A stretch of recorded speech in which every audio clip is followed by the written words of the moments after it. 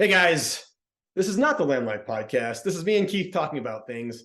Um, Keith, we're going to figure out a name for this eventually, but for now, it's just me and you talking about stuff. So today's topic, how to prepare for a recession. So Keith and I have three ideas in our heads where we're going to let you guys know that are actionable steps too, so that you can take action on these right now. There is a recession coming or a slowdown or something is happening financially that will probably affect you and your business.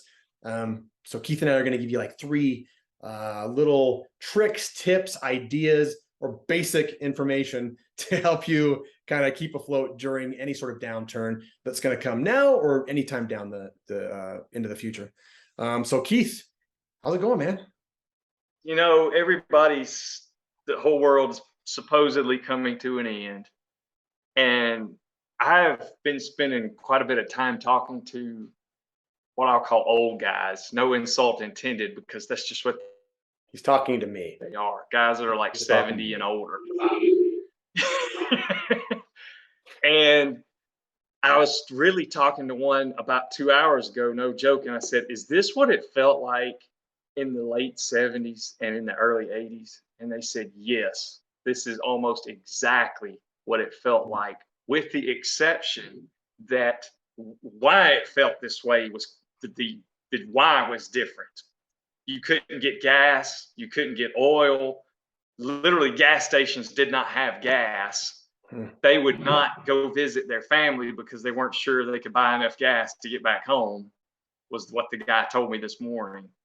And that drove everything. And then that was Jimmy Carter was president. Everybody from Alabama didn't have a positive opinion of him, even though he's from Georgia. But interest rates went through the roof. They went up to, I think, up in the high teens. So from where we are now to, anyway, when you look at it from that perspective, interest rates are still not terribly bad. So how to prepare, that's what we were wanting to talk about. And with speaking of interest rates and money, first of all, get your mind and your head screwed on straight. Not to be cliche, but I think everybody has heard that the greatest opportunities come when everybody else is running away like their head's on fire. Be prepared for that opportunity that's going to come. There will be opportunities that are coming. You may not be seeing it now because whatever the market, whatever business you're operating in, those people may not be screaming and fear has not set in yet. When it does, be ready to strike and get over the fear you have of, instead of pulling back, be willing to go out and buy something you would not normally buy during that time. What I see a lot of times is people don't show up to the game prepared, right? They show up to the football game and they don't have a helmet on, or they only have one shoe, right? These guys, people in business today, are not prepared at all. So in order to be able to take advantage of something that may be coming down the road, be prepared. Things like this, a whiteboard, a journal, keep track of what's going on. So if you do have an idea for a business, or if you currently have a business, show up every single day and make sure you know exactly what you're going to do that day from start to finish. You're going to wake up, you're going to make X amount of calls. This isn't the time in your business where you're going to be able to slack off, right? So you need to show up day one, 100% prepared to do this, this, this, this, and this. And you do not get to miss any of those things. Whereas maybe 5 years ago, maybe you could take a day off. You could call 3 out of the 5 people and you still would have been fine because you're still making money.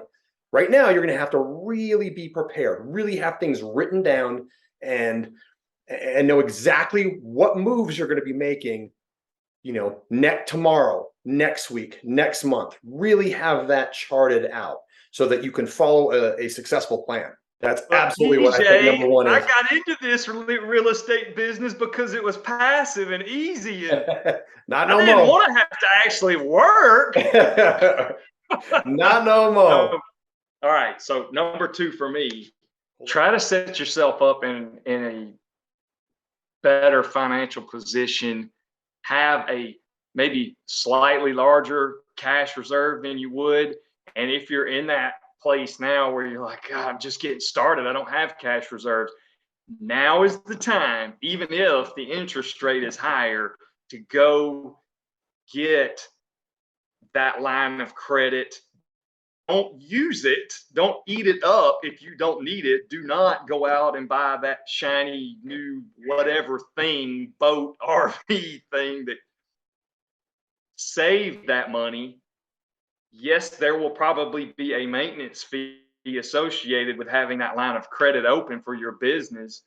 But if and when the opportunity develops, or if things slow down to a period, the reason I'm telling you that is you won't be able to get that line of credit 6 months, a year, 2 years from now, if things get 50% worse from where we are now, or even considerably worse than that. It's not that, well, I don't care. I'll pay whatever the cost is. I'll pay 20% interest. It won't be available. You won't be able to get it. The banks will quit lending to people that they perceive as even a marginal risk, slight risk, or you may even have 6 figures cash sitting in the bank and you just want to go borrow another 50,000. No, we can't do it, man. Sorry. Yeah.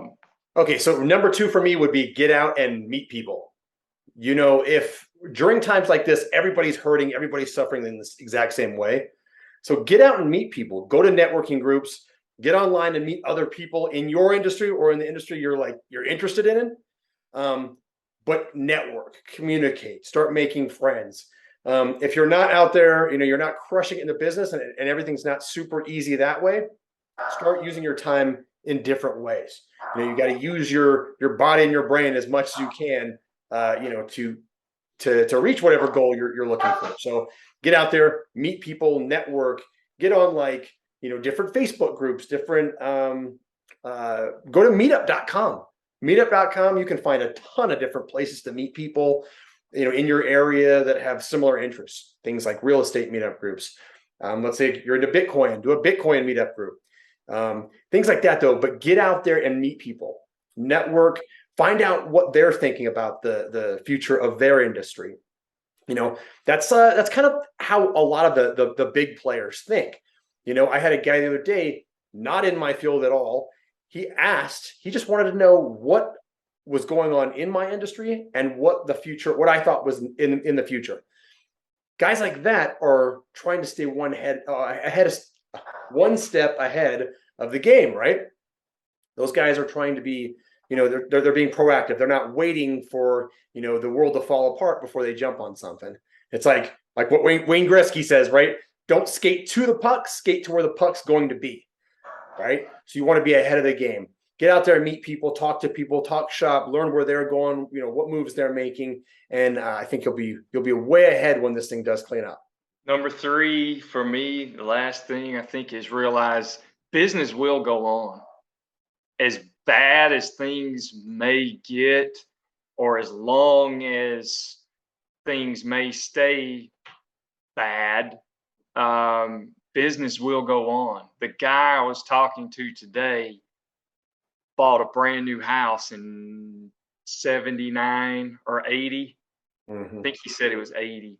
So what that means is there was a builder that had the nerves to build a brand new house that was a speculation, spec house. They didn't call him and say, go build this house for us. He built it hoping he would find a buyer. He went out, he had the nerves to build that house when the interest rates were that high, when gas prices were that high, when everything was as bad as everyone thought it would ever get. This guy still went out and built a brand new house. And then they went and bought the house and paid 14% interest on their mortgage, he said. Business will continue. It will slow down. The pace will change, but business will continue. There will still be buyers. There will still be sellers. It will continue. It's just tenacity and discipline is what it's going to take to see it through. And I really am convinced that those that are able to keep their eyes open for the right opportunities are going to be the ones that come out on the other side of this wealthier than they went in. Instead of shrinking, how could you expand? Yeah. So number 3 for me is absolutely discipline. No question about it. I've had more people in the past 2 weeks try to sell me a business opportunity or their business. Their business. People are looking for cash right now. For me, this is not the time to buy a brand new business. I've had multiple people in my industry try to talk to me about selling me a business, new industries, and I'm not going to say who they are, but franchise people are looking to get out of their current franchises. There's a ton of different businesses that are trying to get out. If these guys are all trying to get out, it's not the time to jump in. If you go to I don't know, any of those biz buy sell websites, right?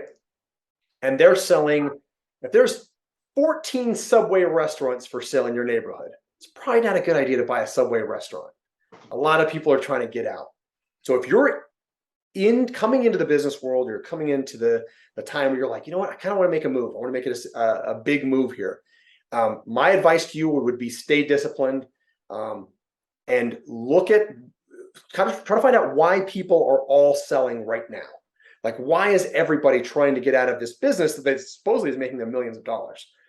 That would be my advice to you. Stay disciplined, whatever field you're in right now, maximize that, show up and be the best at that right now. And don't throw a huge chunk of change into any new business opportunity right now. Yeah. And that is our 3 ways of surviving during a recession.